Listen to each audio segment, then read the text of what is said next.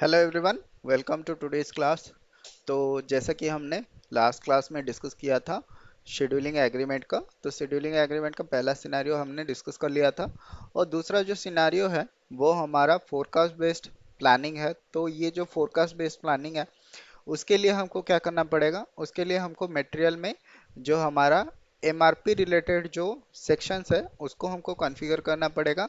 और हमको एमआरपी के बारे में हमको जानना पड़ेगा, एमआरपी कैसे काम करता है। तो उसके लिए हम जो हमारा पार्ट टू है, यानी कि जो दूसरा हमारा फोरकास्ट बेस्ड शेड्यूलिंग एग्रीमेंट है, उसको अभी हम नहीं कर रहे हैं। वो क्लास अभी हम नहीं कर रहे हैं।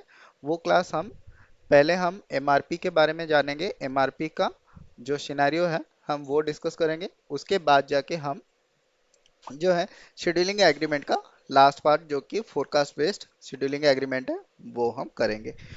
तो आज के क्लास में हम जानने वाले हैं डिटेल्स ऑन एमआरपी, एमआरपी का प्रोसीजर क्या होता है और उसको आपको कैसे आप उसको कॉन्फ़िगर कर सकते हैं, वो सारा जानेंगे हम आज के वीडियो में। तो चलिए शुरू करते हैं।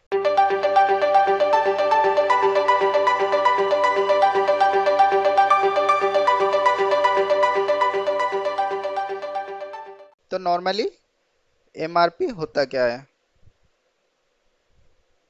तो एमआरपी प्रोसेस जो होता है इसको बोलते हैं मटेरियल रिक्वायरमेंट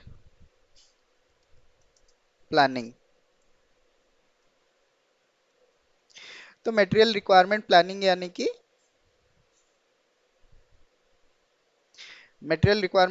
यानी कि जब भी आपको मटेरियल की ज़रूरत पड़े उसके हिसाब से मटेरियल जो है आपका ऑटोमेटिक उसके हिसाब से प्रोक्योर हो जाए, या फिर उसके लिए जो रिक्वायरमेंट है वो ऑटोमेटिकली जनरेट हो जाए, उसको हम बोलते हैं मटेरियल रिक्वायरमेंट प्लानिंग। तो ये हम प्लान कर सकते हैं। कैसे प्लान कर सकते हैं वो सारा डिटेल्स हम जानेंगे। तो यहाँ पे जो एमआरपी प्रोसीजर है हमारे एसएपी में, तीन टाइप का एमआरपी प्रोसीजर है। तो यहाँ पे जैसे कि अगर हम ओवरऑल एमआरपी की बात करें, तो ओवरऑल अगर हम एमआरपी का बात करें तो एमआरपी में सबसे पहला जो कॉन्सेप्ट आता है वो आता है एमपीएस। तो एमपीएस यानी कि मटेरियल प्रोडक्शन शेड्यूल, ये एमपीएस में आता है। ये बेसिकली हमारा जो कि इन हाउस प्रोडक्शन के लिए या फिर मतलब इन हाउस प्रोडक्शन के लिए जो हमारा सेमी फिनिश्ड मटेरियल या फिनिश्ड मटेरियल होता है उसके लिए हम एमपीएस का जो मेथड है वो यूज करते हैं। तो दूसरा जो आता है वो आता है एमआरपी। तो यहाँ पे एमआरपी जो है इसको हम in house and external purchasing के लिए भी यूज कर सकते हैं। तीसरा जो हमारा प्रोसेस है उसको हम बोलते हैं सीबीपी। सीबीपी यानी कि कंजप्शन बेस्ड प्लानिंग। तो कंजप्शन बेस्ड प्लानिंग जो है ये बेसिकली हमारा एक्सटर्नल परचेज ऑर्डर के लिए, एक्सटर्नल मटेरियल परचेज के लिए, प्रोक्योरमेंट के लिए यूज होता है। तो बेसिकली हमारा जो एमएम में है, हमारे एमएम में ये सीबीपी का जो एमआरपी का टाइप जो सीबीपी है, कंजप्शन बेस्ड प्लानिंग, यही हमको करना है। तो कंजप्शन बेस्ड प्लानिंग नॉर्मली होता क्या है, जैसे ही आपका जो कंजप्शन है, जैसे रॉ मटेरियल हो गया या फिर कोई भी ट्रेडिंग मटेरियल हो गया, आप जिस हिसाब से कंजप्शन कर रहे हैं उसके हिसाब से आपका जब भी ज़रूरत पड़े उसका जो मटेरियल रिक्वायरमेंट है वो ऑटोमेटिकली जनरेट हो जाए। सपोज इसका हम सपोज एक एग्जांपल लेंगे। इसका सपोज हम एक एग्जांपल लेंगे, हमारे लिए सपोज मटेरियल एक्स है और हम उसको पर डे कंज्यूम करते हैं कितना,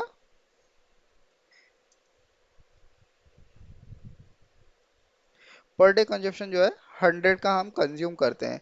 और हमारा स्टॉक क्वांटिटी कितना है, हमारा स्टॉक क्वांटिटी सपोज 1000 का है। और हमारा यहाँ पे जो ये मटेरियल हमको परचेज करने के लिए या फिर डिलीवरी होने के लिए वेंडर हमको कितने दिन में ये मटेरियल दे सकता है, सपोज 5 डेज। ओके, तो 5 दिन में हमारा जो वेंडर है हमको सप्लाई देगा। ओके, तो यहाँ पे हमारा पर डे कंजप्शन है 1000, तो हमको 10 दिन लगेगा। हमारा जो मटेरियल है उसको पूरा खाली करने के लिए 10 दिन लगेगा। और यहाँ से हमको 5 दिन लगेगा, वेंडर हमको जब मटेरियल पहुँचाएगा उसके लिए 5 दिन लगेगा। तो यहाँ पे हमको मटेरियल जो है कब ऑर्डर करना है, तो यहाँ पे जब हमारा स्टॉक कितना क्वांटिटी में हो जाएगा, 500 क्वांटिटी हो जाएगा। तो अगर यहाँ पे जब 500 का क्वांटिटी होता है उस टाइम में अगर हम अपना ऑर्डर प्लेस करें तो यहाँ पे हमको 5 दिन लगेगा, और 5 दिन में वहाँ पे रेस्ट ऑफ 500 क्वांटिटी हम उसको यूज कर सकते हैं। और जब तक हमारा नया मटेरियल आएगा तब तक के लिए हमारा जो मटेरियल है वो सफिशिएंट हो जाए। या फिर हम उसको ऐसे कर सकते हैं, जब हमारा मटेरियल क्वांटिटी 700 या 600 होगा उसके हिसाब से हम प्लान भी कर सकते हैं हमारे हाथ में थोड़ा सा सेफ्टी स्टॉक रख के।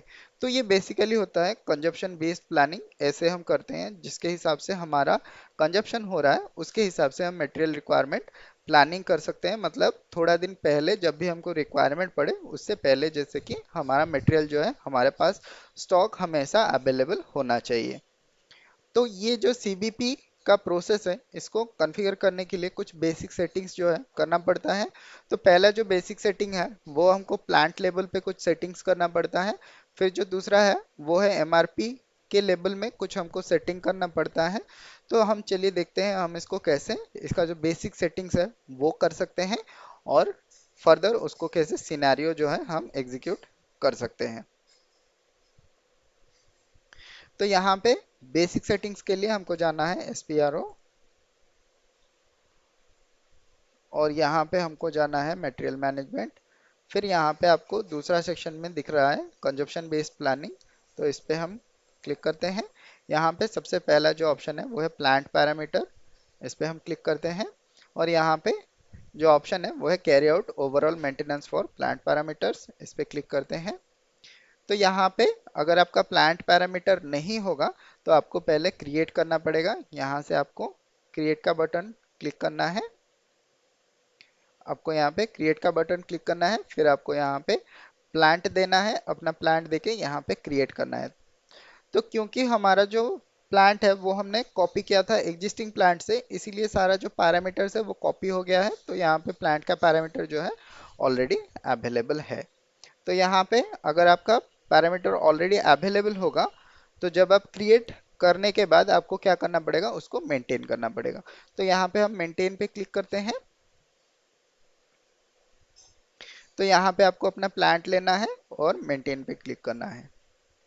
तो यहाँ पे आपको वेरियस टाइप ऑफ फील्ड दिख रहा है, जैसे कि आपको नंबर रेंज है, यहाँ पे एमआरपी कंट्रोलर है, स्पेशल प्रोक्योरमेंट है। तो काफ़ी सारे फील्ड्स यहाँ पे आपको दिख रहे होंगे। इसमें से हमको ऑलमोस्ट जो मैक्सिमम फील्ड्स है उसको हमको कॉन्फ़िगर करना है। तो हम चलिए देखते हैं कौन से फील्ड जो हमको कॉन्फ़िगर करना पड़ेगा। तो यहाँ पे सबसे पहले हम जाते हैं नंबर रेंजेस में।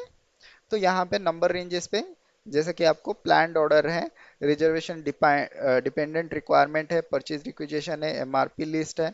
तो आपको यहाँ पे ये सारे ऑर्डर्स के लिए आपको नंबर रेंज जो है वो डिफाइन करना पड़ेगा। तो यहाँ पे ऑलरेडी हमारा जो नंबर रेंज है वो यहाँ पे असाइन किया हुआ है, क्योंकि हमारा ये जो ऑलरेडी हमारा एग्जिस्टिंग जो हमारा प्लांट से इसको कॉपी किया था तो उसके लिए हमारा ऑलरेडी अवेलेबल है। अगर आपके पास आपका जो प्लांट है उसके लिए पैरामीटर नहीं है तो आप यही पैरामीटर्स ले सकते हो, ये बाय डिफॉल्ट पैरामीटर है। तो यहाँ पे नंबर रेंज और यहाँ पे सिमुलेटिव प्लान्ड ऑर्डर के लिए आप 0101 ले सकते हो। तो यहाँ पे नेक्स्ट जो है रिजर्वेशन डिपेंडेंट रिक्वायरमेंट, यहाँ पे आप 01 ले सकते हो। यहाँ पे ओनली आप देख सकते हैं जो आपका जो बाय डिफॉल्ट फील्ड है वो आप कैसे ले सकते हैं। ये जो फील्ड्स हैं ये बाय डिफॉल्ट सेट है।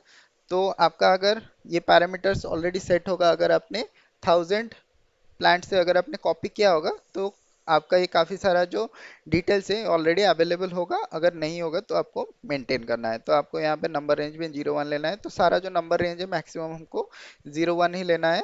यहाँ पे परचेज रिक्विजिशन पे भी 01 है, और यहाँ पे एमआरपी लिस्ट पे भी 01 है, और यहाँ पे सिमुलेटिव पे भी 01 है। तो सारा जो है आपको सेट करना है। अगर आपको नहीं होगा तो आपको यहाँ पे नंबर रेंज जो है सेट करना है। तो दूसरा जो है एमआरपी कंट्रोलर। तो एमआरपी कंट्रोलर नॉर्मली क्या होता है, ये वो पर्सन होता है जो आपका एमआरपी एरिया मतलब एमआरपी रन करने के लिए रिस्पॉन्सिबल होता है। मतलब जो पर्सन एमआरपी को चलाएगा उसके लिए हम एक एमआरपी कंट्रोलर बनाएंगे, ठीक है। तो यहाँ पे एमआरपी कंट्रोलर सपोज हमारा यहाँ पे 000 जो है, यहाँ पे आप देख सकते हैं डिटेल्स में जाके। तो यहाँ पे आप देख सकते हैं प्लांट के लिए ये एमआरपी कंट्रोलर है और इसका टेलीफोन नंबर है और यहाँ पे रिसिपेंट नेम है। तो आपका अगर यहाँ पे नया भी आप कंट्रोलर क्रिएट करना चाहते हैं तो आप क्रिएट कर सकते हैं। तो यहाँ से हम बैक चलते हैं। तो नेक्स्ट जो है हमारा स्पेशल प्रोक्योरमेंट है, इस पे हम क्लिक करते हैं। तो यहाँ पे काफ़ी सारे जो प्रोक्योरमेंट टाइप है वो हमारा यहाँ पे असाइंड है।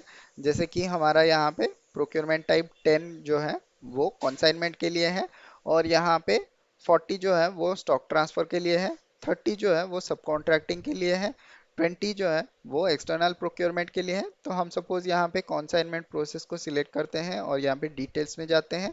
तो यहाँ पे आप देख सकते हैं स्पेशल प्रोक्योरमेंट टाइप जो है कॉन्साइनमेंट है, और यहाँ पे प्रोक्योरमेंट टाइप जो है एफ यानी कि एक्सटर्नल प्रोक्योरमेंट है, और यहाँ पे प्रोक्योरमेंट का जो स्पेशल प्रोक्योरमेंट टाइप है वो यहाँ पे कॉन्साइनमेंट सिलेक्टेड है। तो ऐसे ही आप दूसरे प्रोसेस के लिए अगर आपका अवेलेबल नहीं होगा तो फिर आप ऐसे न्यू एंट्रीज पे जाके यहाँ पे जो है स्पेशल प्रोक्योरमेंट टाइप बना सकते हैं। तो हम बैक चलते हैं। तो यहाँ पे नेक्स्ट जो है वो है फ्लोट।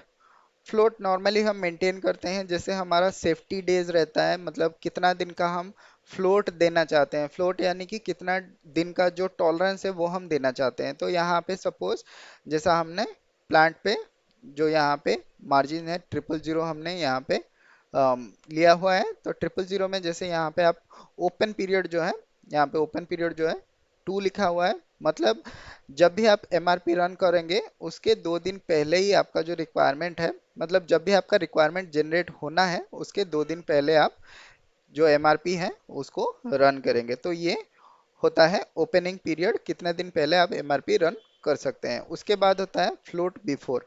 फ्लोट बिफोर यानी कि जब भी आपका एमआरपी रन होता है उसके कितने दिन पहले, और फ्लोट आफ्टर का मतलब होता है कितने दिन के बाद। तो ये जो एक सेफ्टी पीरियड होता है कि 5 दिन पहले और 5 दिन बाद का जो है स्टॉक आपके पास होना चाहिए, या फिर आप उसको स्टॉक के लिए मतलब उसका जो सेफ्टी पीरियड है उसके हिसाब से आप यहाँ पे रख सकते हैं 5 दिन के लिए।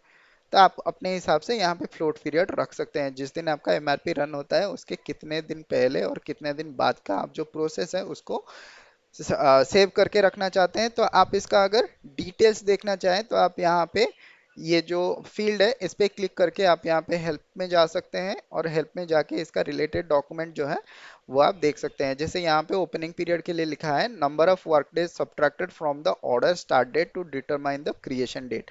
तो यहाँ पे कितना दिन पहले आपका ऑर्डर स्टार्ट हो रहा है उसके पहले यहाँ पे आपको क्रिएशन करना है। तो सपोज आपको यहाँ पे 2 डेज हमने दिया है, तो हमारा जब भी ऑर्डर क्रिएट होगा उससे कितने दिन पहले आपका जो एमआरपी है वो रन करेगा, वो यहाँ पे ओपनिंग पीरियड डिफाइन करता है। तो वैसे ही आप डिफरेंट फील्ड जो है उसको आप वहाँ पे क्लिक करके यहाँ पे हेल्प बटन में जाके उसका जो रिलेटेड डॉक्यूमेंट है अगर आपको कोई भी डाउट है तो आप देख सकते हैं। तो हम बैक चलते हैं। तो नेक्स्ट जो है यहाँ पे conversion conversion of planned order to purchase requisition. तो जो हमारा प्लान्ड ऑर्डर बना है उसको परचेज रिक्विजिशन में कन्वर्ट करना है। तो यहाँ पे हम क्लिक करते हैं। तो यहाँ पे नंबर ऑफ प्लान्ड ऑर्डर जो है 500 है। तो यहाँ पे आप अपने हिसाब से कितना प्लान्ड ऑर्डर एक परचेज रिक्विजिशन में कन्वर्ट कर सकते हैं, तो वो आप यहाँ पे मेंटेन कर सकते हैं। मतलब आपका सपोज जो ऑर्डर हो गया प्लान्ड ऑर्डर, सपोज आपने एमआरपी रन किया, आपका ऑर्डर जो है 100 हो गया, हंड्रेड्स ऑफ ऑर्डर है या फिर 10 ऑर्डर है, 5 ऑर्डर है, आप कितना order at a time process करना चाहते हैं, मतलब वो ऑर्डर को परचेज रिक्विजिशन में कन्वर्ट करना चाहते हैं, तो वो जो नंबर है वो आप यहाँ पे दे सकते हैं। जैसे कि हमने यहाँ पे 500 ले लिया, तो हम मैक्सिमम एट ए टाइम 500 का जो प्रोसेस है वो एक बार में ही कंफर्म कर सकते हैं, मतलब कन्वर्ट कर सकते हैं। तो अगर आपको छोटा सा लेना है, जैसे आपको 10 लेना है, 5 लेना है, तो भी आप यहाँ पे ले सकते हैं। तो यहाँ पे हम बैक चलते हैं। नेक्स्ट जो है वो है अवेलेबिलिटी डिपेंडेंट रिक्वायरमेंट, इसको क्लिक करते हैं। तो यहाँ पे आपको अवेलेबिलिटी चेक जो है ये आपको देना है। तो हमने ऑलरेडी अवेलेबिलिटी चेक जो है 01 सबके लिए लेते हैं। तो यहाँ पे आप देख सकते हैं हमने चेकिंग रूल 01 सभी जगह पे लिया हुआ है। तो यहाँ पे आप 01 भी ले सकते हैं, या तो यहाँ पे चेकिंग रूल जो Y1 हमारा सेटिंग था वो भी आप ले सकते हैं। तो सपोज हम Y1 ले लेते हैं और इसको सेव कर लेते हैं। तो नेक्स्ट जो है वो प्लानिंग रन के लिए है। यहाँ पे एक्सटर्नल प्रोक्योरमेंट है, तो यहाँ पे हम एक्सटर्नल प्रोक्योरमेंट पे क्लिक करते हैं।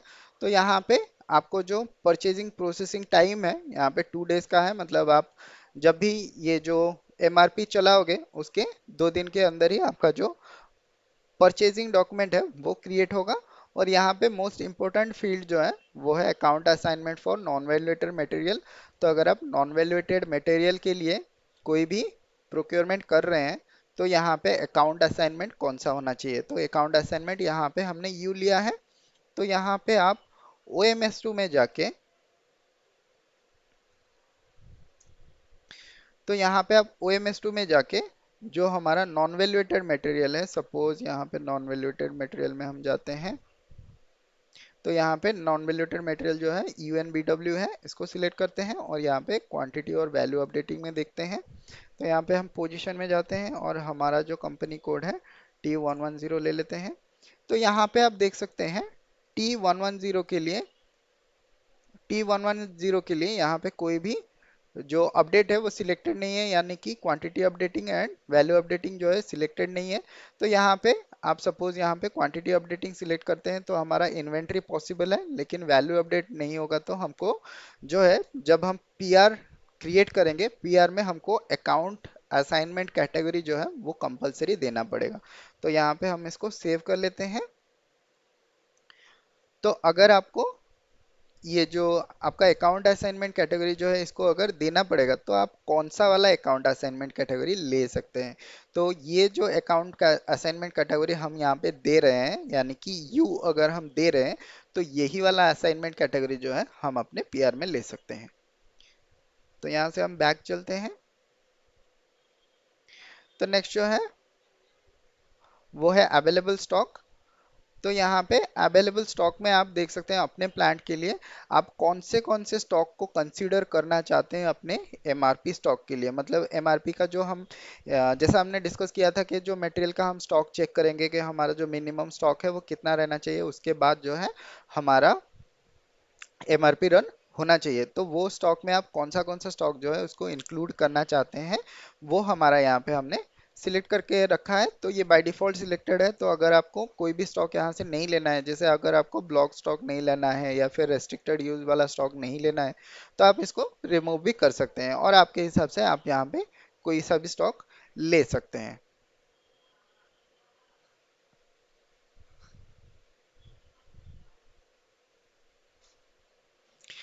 तो यहाँ पे हमको प्लांट के लिए इतना सारा जो हमारा सेटिंग्स था ये आपको करना है। जैसे कि हमारा नंबर रेंज हो गया, MRP controller, special procurement, float, conversion of planned order to purchase requisition, availability dependent requirement, external procurement and available stock। ये चीज़ें आपको देखना है, यहाँ पे बेसिक आपका सेटिंग्स होना चाहिए। फिर उसके बाद जाके ही हमारा जो एमआरपी है वो रन कर सकते हैं। तो हम बैक चलते हैं। तो अभी हम बैक चलते हैं और यहाँ पे हमारा जो नेक्स्ट ऑप्शन है वो है एमआरपी ग्रुप। तो हम एमआरपी ग्रुप में जाते हैं और यहाँ पे जो पहला ऑप्शन है carry out overall maintenance for MRP group. तो हमारा प्लांट का कंप्लीट हो गया है, अभी हमको एमआरपी ग्रुप बनाना है। तो यहाँ पे हम अपना प्लांट ले लेते हैं। सेम अगर आपका यहाँ पे एमआरपी ग्रुप क्रिएटेड नहीं होगा तो आपको प्लांट लेना है, फिर यहाँ पे क्रिएट करना है। क्रिएट करने के बाद फिर आपको मेंटेन करना है। हमारा ऑलरेडी यहाँ पे अवेलेबल होगा, इसलिए हमारा जो सपोज हम यहाँ पे ले लेते हैं रॉ मटेरियल और मटेरियल ग्रुप 0001, इसको क्रिएट कर लेते हैं। ये ऑलरेडी हमारा एग्जिस्ट है। तो हम यहाँ पे मेंटेन में चले जाते हैं और यहाँ पे हम इसको मेंटेन कर लेते हैं। तो यहाँ पे बेसिकली हमको क्या करना है, प्लांट पैरामीटर मेंटेन करने के बाद सपोज किसी मटेरियल के लिए हमको अगर कोई भी सेटिंग्स करना है तो मटेरियल के लिए थोड़ा एक्स्ट्रा सेटिंग्स करना पड़ता है। तो अगर हमको मटेरियल का सेटिंग्स करना है तो उसके लिए हमको जो है मटेरियल यहाँ पे जो एमआरपी ग्रुप है वो मेंटेन करना है। जो भी हम मटेरियल ग्रुप यहाँ पे मेंटेन करेंगे वही वाला मटेरियल ग्रुप हमको एमआरपी व्यू में जाके हमारा मटेरियल मास्टर में डालना पड़ेगा, ताकि वो एमआरपी एरिया जो है वो एक्टिव हो सके और हमारा एमआरपी जो है वो रन कर सके। तो यहाँ पे सबसे पहला जो है शेड्यूलिंग डॉक्यूमेंट टाइप, इस पे हम क्लिक करते हैं।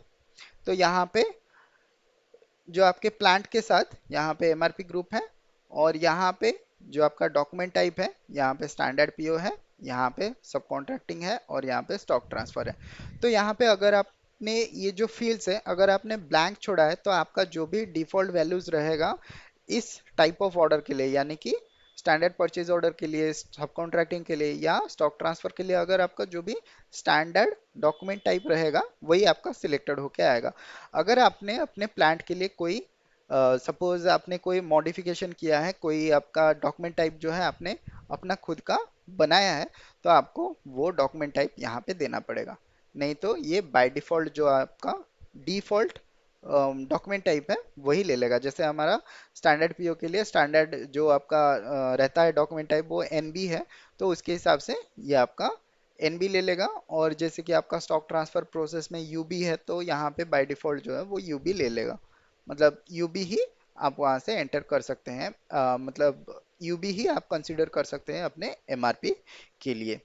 तो यहाँ से हम बैक चलते हैं, हम यहाँ पे ब्लैंक छोड़ देते हैं ताकि हमारा जो डिफॉल्ट है वही ले लें। तो यहाँ से हम बैक चलते हैं। तो यहाँ पे नेक्स्ट जो ऑप्शन है वो है मैक्सिमम एमआरपी इंटरवल, इस पर हम क्लिक करते हैं। तो यहाँ पे आपको मेंटेन करना है या फिर आपको यहाँ पे आपको यहाँ पे मेंशन करना है कितने दिन के अंदर आपको एक एमआरपी रन चाहिए। तो यहाँ पे मैक्सिमम इंटरवल बिफोर एमआरपी, तो यहाँ पे हम सपोज 10 ले लेते हैं। तो यहाँ पे हम सपोज 10 ले लेते हैं, यानी कि हमारा एक एमआरपी रन के मतलब एक एमआरपी रन से दूसरा एमआरपी रन जो है मैक्सिमम हमको 10 दिन का गैप होना चाहिए। तो यहाँ पे नेक्स्ट जो ऑप्शन है वो है सेफ्टी स्टॉक का, यहाँ पे हम सेफ्टी स्टॉक पे क्लिक कर देते हैं। तो सेफ्टी स्टॉक नॉर्मली क्या होता है, हमने जैसे डिस्कस किया था कि हमारा जो एक मिनिमम स्टॉक हम मेंटेन करेंगे कि कितना स्टॉक का आने के बाद या फिर कितना स्टॉक पे आपका एमआरपी जो है वो रन होना चाहिए। तो यहाँ पे हमने सेफ्टी स्टॉक सपोज 100 का लिया हुआ है।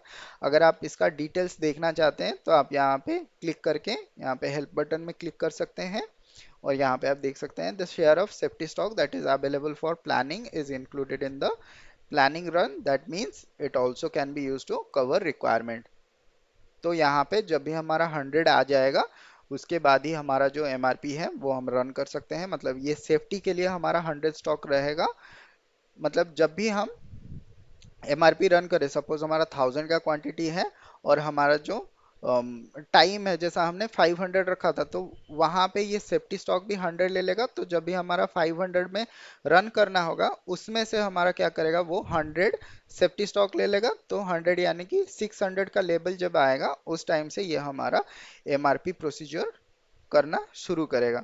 तो यहाँ पे आपका जो सेफ्टी स्टॉक है आप इसको यूज भी कर सकते हैं, लेकिन यहाँ पे जो सेफ्टी स्टॉक है वो हमारा रहेगा एमआरपी रन के साथ, ताकि हमारा जो एमआरपी रन हो उसके साथ हमारा जो रिक्वायरमेंट है वो हमारा कंजप्शन के हिसाब से काम करे, ना कि हमारा कभी भी शॉर्टफॉल आए।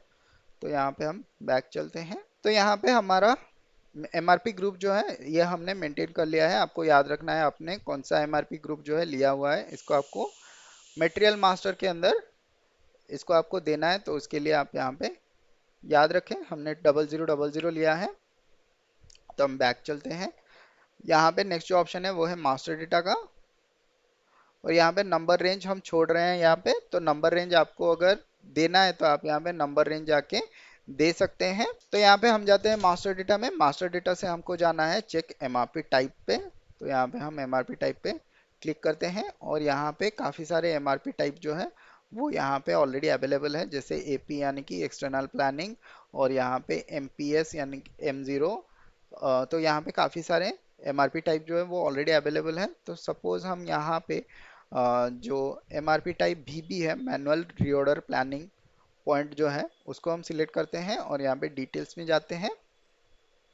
तो यहाँ पे आप देख सकते हैं जो एमआरपी प्रोसीजर है वो बी यानी कि रीऑर्डर पॉइंट प्लानिंग है। तो रीऑर्डर पॉइंट प्लानिंग का मतलब ही यही होता है कि कहाँ से आप जो है मटेरियल को रीऑर्डर कर सकते हैं, कितना स्टॉक पे आप उसको रीऑर्डर कर सकते हैं।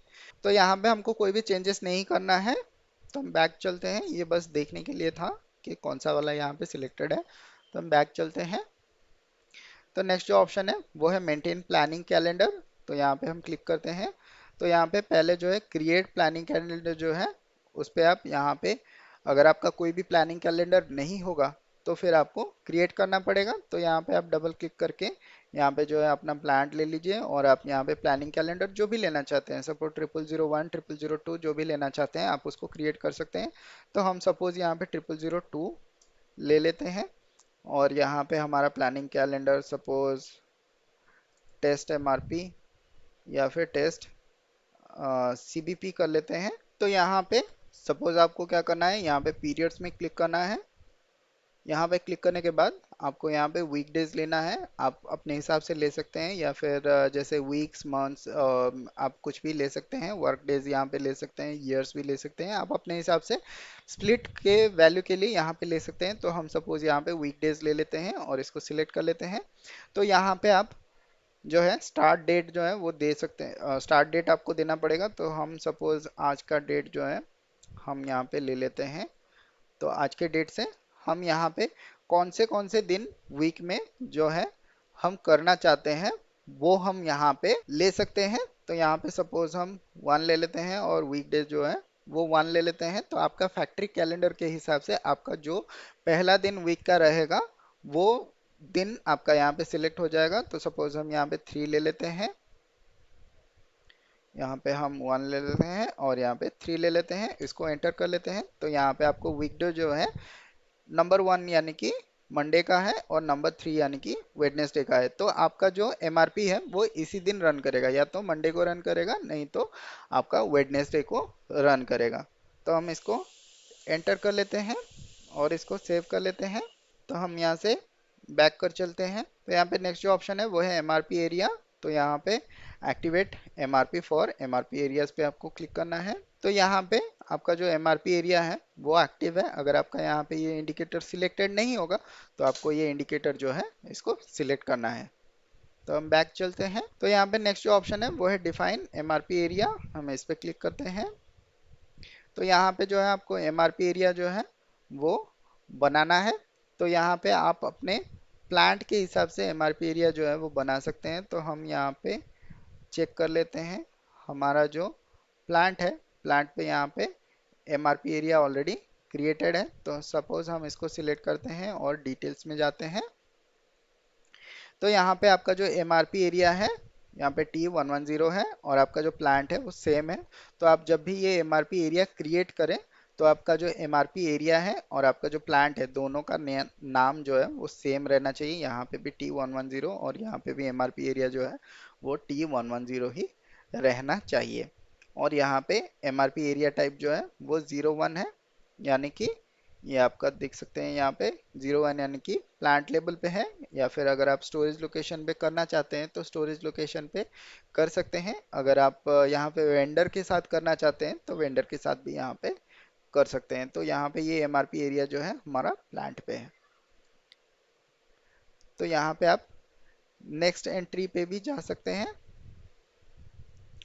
तो सपोज आप यहाँ पे स्टोरेज लोकेशन के लिए भी करना चाहते हैं तो आप यहाँ पे नेक्स्ट में जाके यहाँ पे स्टोरेज लोकेशन के हिसाब से भी जो है कर सकते हैं। तो यहाँ पे प्लांट में 1 एंट्री पर एमआरपी एरिया, ओनली 1 एंट्री आप ले सकते हैं। और यहाँ पे स्टोरेज लोकेशन पे अगर आपको करना है तो आप डिफरेंट डिफरेंट स्टोरेज लोकेशन के लिए डिफरेंट जो है एमआरपी एरिया जो है वो आप क्रिएट कर सकते हैं। तो हम यहाँ से बैक चलते हैं। तो यहाँ पे हमारा जो नेक्स्ट ऑप्शन है वो है प्लानिंग, हमको जाना है प्लानिंग में। यहाँ पे नेक्स्ट जो ऑप्शन है एक्टिवेट मटेरियल रिक्वायरमेंट प्लानिंग, तो हम इस पे क्लिक करते हैं। तो यहाँ पे हमारा जो मटेरियल रिक्वायरमेंट प्लानिंग के लिए हमको यहाँ पे एक्टिवेट करना है। तो यहाँ पे हम मटेरियल रिक्वायरमेंट प्लानिंग के ऊपर क्लिक करते हैं और यहाँ पे हमारा जो प्लांट के साथ रिक्वायरमेंट प्लानिंग का जो इंडिकेटर है वो ऑन रहना चाहिए। तो हम यहाँ पे सपोज जाते हैं T110 पे। तो यहाँ पे हमारा T110 के लिए जो रिक्वायरमेंट प्लानिंग है वो ऑलरेडी एक्टिव है। तो हम यहाँ से बैक चलते हैं और हमारा जो नेक्स्ट सेटिंग्स है वो है define scope for planning for total planning. तो इस पे हम क्लिक करते हैं। तो यहाँ पे बेसिकली आपका जो प्लानिंग स्कोप है वो लेना है और आपका जो डिफरेंट टाइप ऑफ प्लांट्स है वो आपको लेना है। तो यहाँ पे सपोज हम न्यू एंट्रीज पे जाते हैं और यहाँ पे प्लानिंग स्कोप पे सपोज हम T100 ले लेते हैं और डिस्क्रिप्शन में ले लेते हैं हम प्लानिंग T100 हम ले लेते हैं। एंटर कर लेते हैं, यहाँ पे इसको सिलेक्ट कर लेते हैं और यहाँ पे सीक्वेंस ऑफ प्लांट और एमआरपी एरिया हम ले लेते हैं।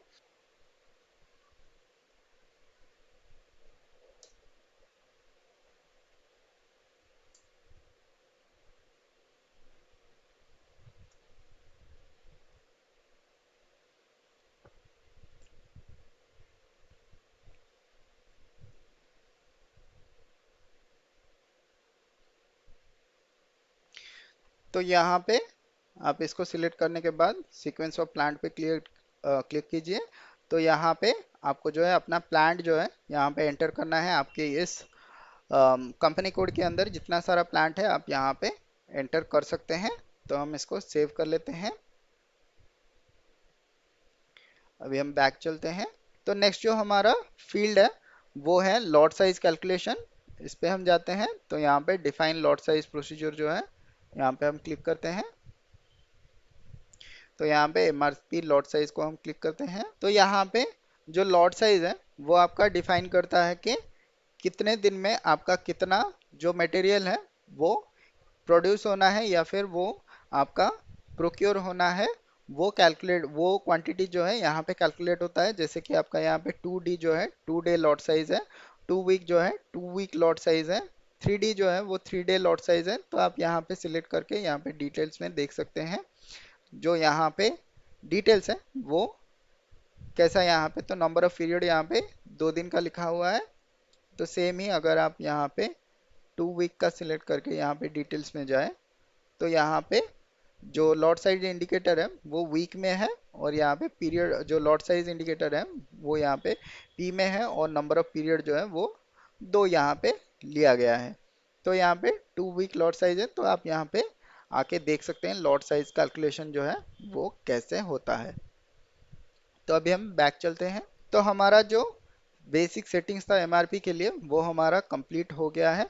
तो नेक्स्ट जो प्रोसेस है हमको क्या करना है, हमको ये प्रोसेस रन करना है या फिर एक डिफॉल्ट हमको टेस्ट सिनेरियो बनाना है। हम कैसे जो है कर सकते हैं अपना एमआरपी रन हम कर सकते हैं। तो उसके लिए हम चलते हैं